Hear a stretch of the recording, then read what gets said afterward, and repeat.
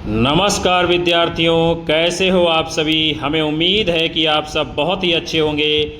आप लोग विजिट कर चुके हो एक बार पुनः दीपक लक्ष्य एजुकेशन चैनल की ऑनलाइन क्लासेज में। आप सभी का हार्दिक स्वागत, वंदन और अभिनंदन है। आज आपके मध्य में आधुनिक काल से बहुत ही महत्वपूर्ण तथ्यों और प्रश्नों को लेकर उपस्थित हूँ, जिसमें हम सभी लोग कम से कम 200 प्रश्नों को देखने वाले हैं, जो कि लगातार विभिन्न परीक्षाओं में पूछे गए हैं और आपके लिए भी लाभदायक साबित होंगे। आप में से कोई चैनल के ऊपर पहली बार आया है तो सब्सक्राइब कर लीजिए, बेल आइकन दबा लीजिए, ताकि आपको भी ऐसी ही महत्वपूर्ण कक्षाओं का नोटिफिकेशन समय रहते मिलता रहेगा। सेशन को लाइक कमेंट कर शेयर कर दीजिए और हम शुरुआत करेंगे आज के पहले महत्वपूर्ण तथ्य के साथ में। आधुनिक काल का प्रारंभ माना जाता है कब से? 1850 ईस्वी से। अगला है, आधुनिक काल में गद्य का आविर्भाव सबसे प्रधान घटना है। ये कथन किसका है? आचार्य रामचंद्र शुक्ल जी का। फिर है, प्रेम सागर, भाषा योग, वशिष्ठ, भाग्यवती तथा नासिकेतोपाख्यान में से सदल मिश्र की रचना कौन सी है? तो सदल मिश्र की रचना का नाम है नासिकेतोपाख्यान। अगला है, प्रेम सागर के लेखक कौन है? लल्लू लाल जी। गंगा अवतरण काव्य के रचनाकार कौन है? जगन्नाथ दास रत्नाकर जी। फिर अगला है, कालिदास कृत अभिज्ञान शाकुंतलम का खड़ी बोली में अनुवाद किसने किया है? राजा लक्ष्मण सिंह जी ने। आधुनिक हिंदी गद्य के जनक कौन माने जाते हैं? भारतेंदु हरिश्चंद्र जी। भारतेंदु जी की रचनाएं अपवर्ग पंचक, हिंदी भाषा, भक्ति सर्वस्व आदि। फिर है, आचार्य रामचंद्र शुक्ल ने हिंदी साहित्य के आधुनिक काल को किस नाम से पुकारा है? गद्य काल के नाम से। आगे देखते हैं, ब्रज भाषा के आधुनिक कालीन प्रसिद्ध कवि कौन माने गए हैं? उनका नाम है जगन्नाथ दास रत्नाकर जी। उसके बाद हिंडोला, हरिश्चंद्र, गंगा अवतरण, उद्धव शतक, कलकासी, ये सभी काव्य रचनाएं किसकी हैं? जगन्नाथ दास रत्नाकर जी की। फिर है, जगन्नाथ दास रत्नाकर की रचना गंगा अवतरण, ये किस छंद में है? रोला छंद में। फिर अगला है, उद्धव शतक की पंक्ति दी गई है और पूछा जा रहा है इसमें कौन सा बोध है? हमको लिखे है कहाँ, हमको लिखे है कहाँ, हमको लिखे है कहाँ, कहन सबय लगी में पुनरुक्ति द्वारा बोध किसका होता है? भावोत्कर्ष का। फिर हम लोग जो है भारतेंदु युग के महत्वपूर्ण तथ्यों को समझेंगे। स्थापना है, भारतेंदु युग में मध्यकालीन और आधुनिकता का द्वंद्व है, क्योंकि उस समय का भारतीय समाज संक्रमण के दौर से गुजर रहा था। तो क्या है, स्थापना जो है और इसका जो तर्क है, ये दोनों बातें सत्य हैं। फिर अगला है, भारतेंदु काल को अन्य किस नाम से जाना जाता है? तो इसको पुनर्जागरण काल भी कहा जाता है। फिर अगला क्वेश्चन है, रोवहु सब मिली आवहु भारत भाई, ये काव्य पंक्ति किसकी है? भारतेंदु हरिश्चंद्र जी की। अगला क्वेश्चन है, भारतेंदु युग का अन्य नाम क्या है? पुनर्जागरण काल। फिर है, भीतर भीतर सब रस चूसे, हंस हंस के तनमन धन मूसे, जाहिर बातन में अति तेज, क्यों सखी साजन नहीं अंग्रेज, ये पंक्ति किसकी है? भारतेंदु हरिश्चंद्र जी की। आगे बढ़ते हैं, हिंदी साहित्य में राष्ट्रीय चेतना के संवाहक और आधुनिक चेतना के प्रणेता प्रथम साहित्यकार कौन है? भारतेंदु हरिश्चंद्र जी। भारतेंदु ने हिंदी साहित्य को एक नए मार्ग पर खड़ा किया। वे नए साहित्य के नए युग के प्रवर्तक थे। ये कथन किसका है? भारतेंदु के संदर्भ में आचार्य रामचंद्र शुक्ल जी का। फिर अगला है, हिंदी साहित्य में पुनर्जागरण भारतेंदु के माध्यम से अवतरित होता है। ये कथन किसका है? डॉक्टर रामस्वरूप चतुर्वेदी जी का। उसके बाद में अगला है भारतेंदु युग का साहित्य व्यापक स्तर पर गदर से प्रभावित है। ये कथन किस आलोचक का है? डॉक्टर रामविलास शर्मा जी का। फिर है भारतेंदुकालीन उपन्यास जिसमें आधुनिकता की शुरुआत मानी जाती है, उसका नाम है परीक्षा गुरु। इसका प्रकाशन है 1882 ईस्वी में। हिंदी नवजागरण के अग्रदूत कौन माने जाते हैं? भारतेंदु हरिश्चंद्र जी। तदीय समाज की जो है स्थापना किसने की है? तो वे हैं भारतेंदु हरिश्चंद्र जी। फिर हम सभी लोग आगे बढ़ते हैं। अगला है भारतेंदु हरिश्चंद्र को भारतेंदु की उपाधि किसने प्रदान की है? 1880 ईस्वी में काशी के विद्वानों के द्वारा। फिर अगला है अंग्रेज राज सुख साज सजे सब भारी पै धन विदेश चली जात यह अति ख्वारी। ये पंक्तियाँ किसकी हैं? भारतेंदु हरिश्चंद्र जी की। फिर है धन्य भारत भूमि सब रत्नन की उपजावनी। इस पंक्ति के रचनाकार कौन है? तो आपका सही उत्तर क्या होगा? बद्री नारायण चौधरी प्रेमघन जी। अगला क्वेश्चन है आप सभी का, हार्दिक हर्षादर्श कविता के रचनाकार कौन है? तो इसको लिखा है बद्री नारायण चौधरी प्रेमघन जी। उसके बाद में लाला श्रीनिवास दास की रचना है संयोगिता स्वयंवर नाटक की सच्ची समालोचना शीर्षक से आलोचना किसने लिखी है? बालकृष्ण भट्ट जी ने। उसके बाद है मेघदूत और रघुवंश का खड़ी बोली हिंदी में अनुवाद किसने किया है? राजा लक्ष्मण सिंह जी ने। फिर है भारतेंदुगीन कवियों ने अधिकांशतः कविता किस भाषा में लिखी है?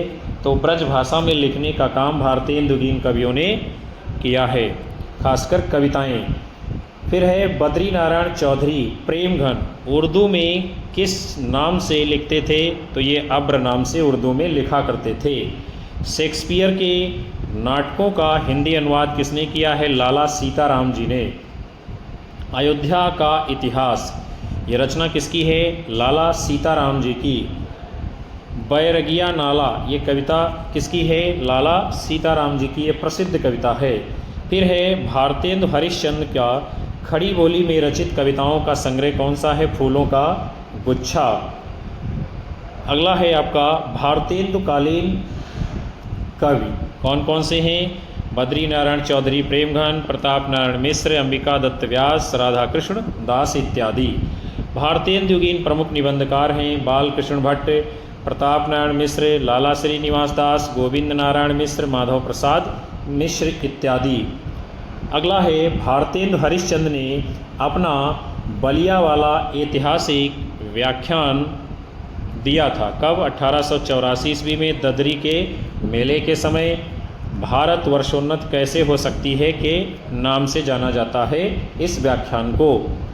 अगला है समस्यापूर्त किस युग की प्रमुख विशेषता है? भारतेंदु की है ये। भारतेंदु के नाटककार हैं लाला श्रीनिवास दास, राधाचरण गोस्वामी, प्रताप नारायण मिश्र, बालकृष्ण भट्ट, देवकी नंदन त्रिपाठी। फिर अगला है भारतेंदुगीन वह कवि जो पुष्टि मार्ग में दीक्षित थे, उनका नाम क्या है? भारतेंदु हरिश्चंद्र जी।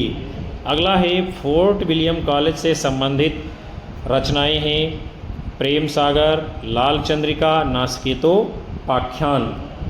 फिर है गद्य रचना को कला के रूप में ग्रहण करने वाले, कलम की कारीगरी समझने वाले लेखक कौन थे? बद्री नारायण चौधरी प्रेमघन जी।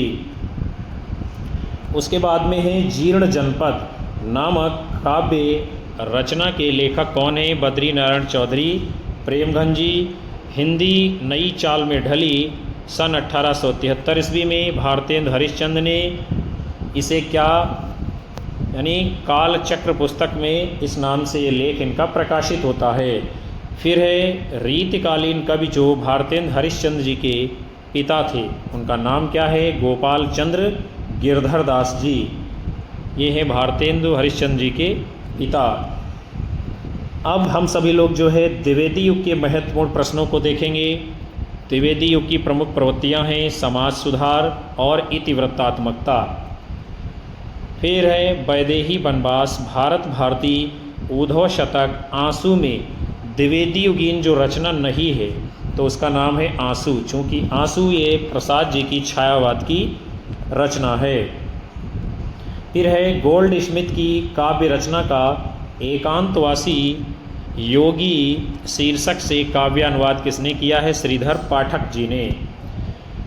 अगला है संदेश यहाँ का नहीं स्वर्ग का लाया, इस भूतल को भी स्वर्ग बनाने आया। इन पंक्तियों के रचनाकार कौन है? मैथिली शरण गुप्त जी। फिर है द्विवेदी युग का नामकरण किसके नाम पर हुआ है? आचार्य महावीर प्रसाद द्विवेदी के नाम पर। अगला है द्विवेदी युगीन वो कवि जिन्होंने अपना पूरा काव्य ब्रज भाषा में लिखा है, उनका नाम है जगन्नाथ दास रत्नाकर जी। द्विवेदी युग का अन्य नाम क्या है? जागरण सुधार काल। द्विवेदी युग के साहित्यकार जिन्हें कविता कामनी कांत, भारतेंदु, प्रगेंदु, साहित्य सुधाकर उपाधियों से विभूषित किया गया है, उनका नाम है नाथूराम शर्मा शंकर जी। अगला है ज्ञान राशि के संचित कोश का नाम साहित्य है, यह कथन किसका है? आचार्य महावीर प्रसाद द्विवेदी जी का। अगला है आचार्य महावीर प्रसाद द्विवेदी द्वारा रचित अर्थशास्त्र विषयक ग्रंथ कौन सा है? तो उसका नाम है संपत्ति शास्त्र।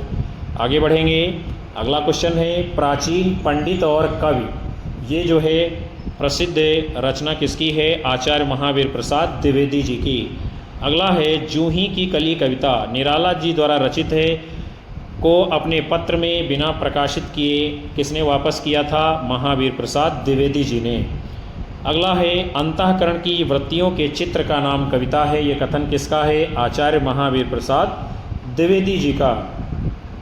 फिर है द्विवेदी युगीन कवियों को हम सभी लोग देखते हैं, अयोध्या सिंह उपाध्याय हरिओद, मैथिली शरण गुप्त, राम नरेश त्रिपाठी, श्रीधर पाठक, गोपाल शरण सिंह नेपाली, लोचन प्रसाद पांडे, मुकुटधर पांडे इत्यादि। अगला है द्विवेदी युग के सर्वश्रेष्ठ प्रगीतकार कौन है? मुकुटधर पांडे जी। फिर है वो कवि जिनकी रचनाओं में छायावाद का पूर्वाभास देखने को मिलता है, तो उनका नाम है मुकुटधर पांडे जी। आचार्य रामचंद्र शुक्ल के अनुसार स्वच्छंदतावाद के प्रवर्तक कौन माने गए हैं? श्रीधर पाठक जी। श्रीधर पाठक जी की प्रमुख काव्य रचनाओं को देखते हैं, जगत सच्चाई सार, कश्मीर सुषमा, भारत गीत, गुणवंत हेमंत, वनाष्टक, देहरादून, मनोविनोद, गोखले गुणाष्टक इत्यादि। फिर है अयोध्या सिंह उपाध्याय हरिओद कृत काव्योपवन जो रचना है उसका प्रकाशन वर्ष क्या है? 1909 ईस्वी।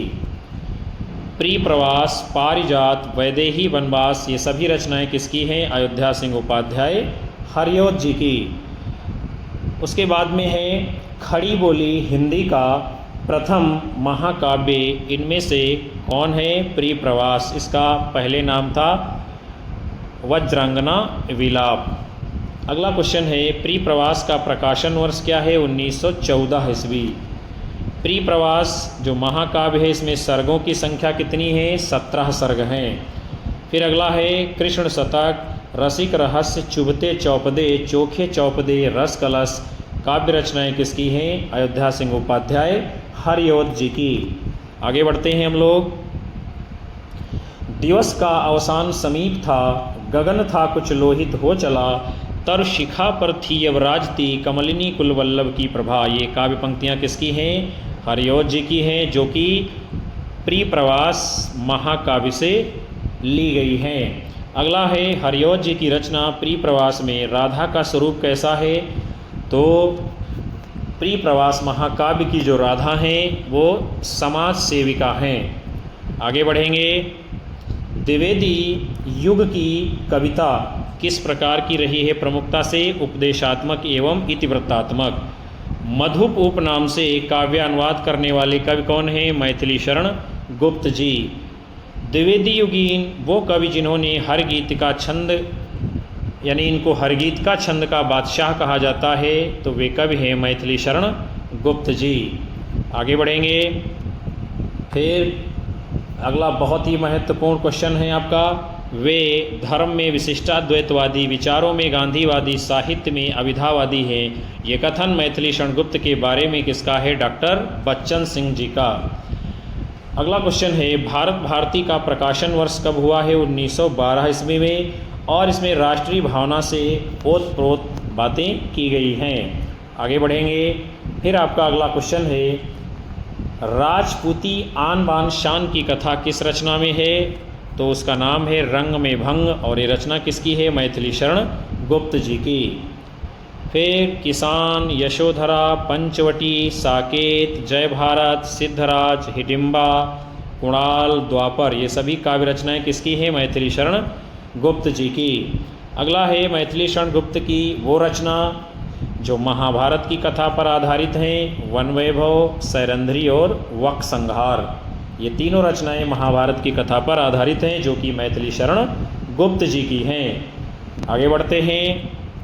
रचना काल के आरोही क्रम में रचनाओं को हम लोग देखते हैं, यानी पहले साकेत, फिर यशोधरा, फिर द्वापर, फिर जय भारत, और ये सभी रचनाएं किसकी हैं? मैथिली शरण गुप्त जी की। अगला क्वेश्चन है, मैथिली शरण गुप्त के द्वारा रचित जयद्रथ वध ये क्या है? ये है खंड काव्य। प्रकाशन वर्ष के अनुसार काव्य कृतियों का सही क्रम, तो भारत भारती 1912 ईस्वी में, साकेत 1931 ईस्वी में, यशोधरा 1932 ईस्वी में, और जय भारत 1952 ईस्वी में प्रकाशित है। अगला है, साकेत महाकाव्य का सर्वाधिक मार्मिक सर्ग कौन सा है? तो वो है नवम सर्ग। आगे बढ़ते हैं। साकेत की कथा का मुख्य संबंध किससे है? तो वो है लक्ष्मण और उर्मिला।